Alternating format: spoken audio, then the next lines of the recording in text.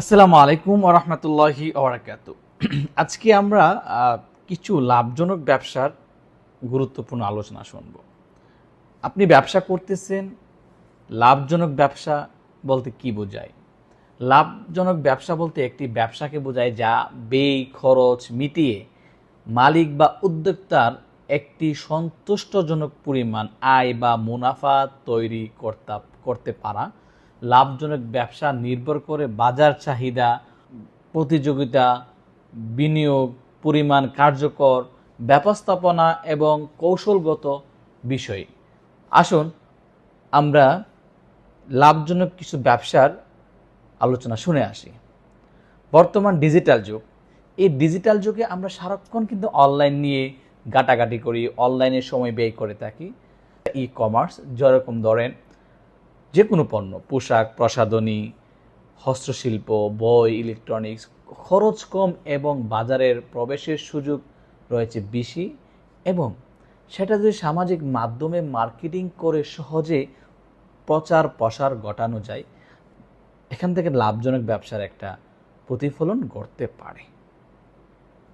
বিশেষ করে খাদ্য ব্যবসা, আপনি যাই করেন না কেন, আপনি চাকরি বাকরি যাই করেন না কেন, বেকার, আপনার কিন্তু খাদ্য গ্রহণ করতে হয়।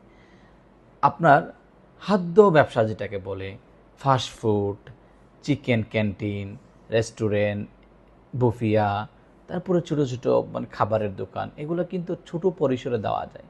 যদি আমি বলি একটা টি স্টল অথবা ফাস্টফুডের একটা গাড়ি, এই খাবারের গুণগত মান যদি আপনি 100% ভালো করতে পারেন, জনপ্রিয়তা পান, তাহলে কিন্তু আপনার এই খাবারটা অফিস প্রতিষ্ঠানগুলো কিন্তু তারা নিবে আপনার কাছ থেকে, এবং ওটা লাভজনক একটা ব্যবসার প্রতিফলন ঘটতে পারে।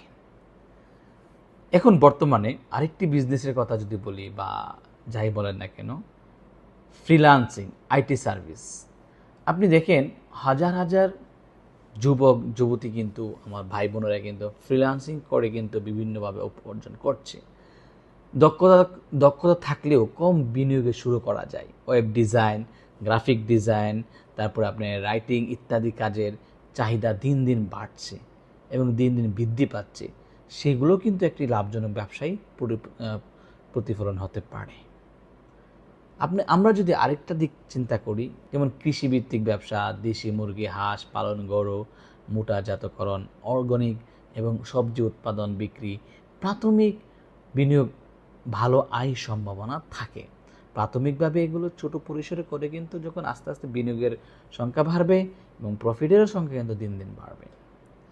আমি যদি বলি, অনেক কিন্তু বেকার যুবকরা আছেন যারা পড়াশোনা করে চাকরি বাকরি হচ্ছে না, তারা কিন্তু বিভিন্নভাবে ব্যবসায় মনোযোগী হতে পারে। বিশেষ করে আমরা যারা বিউটি পার্লার দিচ্ছি, মা বোনদের জন্য যারা বিউটি পার্লার অথবা সেলুন, ছেলেদের জন্য সেলুন, মহিলাদের জন্য বিউটি পার্লার, তারাও কিন্তু এটা একটা অল্প পুঁজিয়ে অল্প জায়গায় কিন্তু এটা লাভজনক ব্যবসা হতে পারে, যদি আপনার সার্ভিসটা 100% সঠিকভাবে দিতে পারেন।